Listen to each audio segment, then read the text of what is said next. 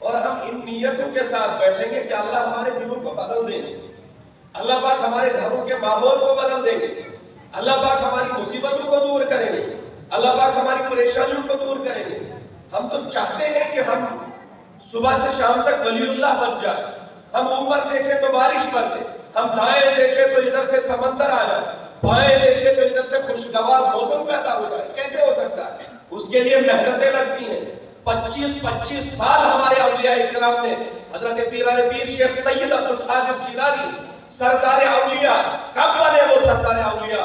25 سال تک انہوں نے اناج نہیں دیکھا، 25 سال تک انہوں نے ہماری طرح وازوان نہیں کھائے، 25 سال تک انہوں نے مرغ اور مسلم نہیں کھائے، 25 سال تک انہوں نے گھر کے آرام و راحت کی چیزیں نہیں دیکھی، گھاس پھوس کھا کر جنگلوں میں رہ کر تپسیا کر کے پھر ولی اللہ بنے۔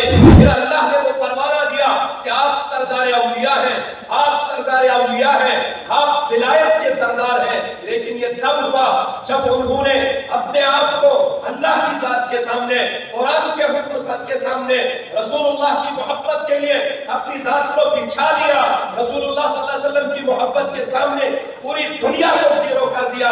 تب جا کے پیران پیر حضرت شیخ سید عبد القادر جیلانی رحمت اللہ علیہ جیسے شخص جلیل القدر ولی بن کر امت کے رہنما بنے، امت کے محب بنے، امت کے فرما روا بنے، امت کے سپہ سالار بنے، امت کے رہنما بنے۔ اور آج ہم فخر سے کہتے ہیں میرا ولی حضرت شیخ سید عبد القادر جیلانی رحمت اللہ علیہ۔ صحابہ کے دربار میں چلیے، پہلا خلیفہ حضرت سیدنا ابو بکر صدیق رضی اللہ تعالی عنہ غار میں چلے جاتے ہیں، اپنا جبہ مبارک اس کو چیر لیتے ہیں، چھوٹی چھوٹی دھجیاں بنا دیتے ہیں اور غار کے سوراخوں کو بند کرتے ہیں۔ ایک سوراخ رہ گیا، اس کے لیے کپڑا نہ بچا۔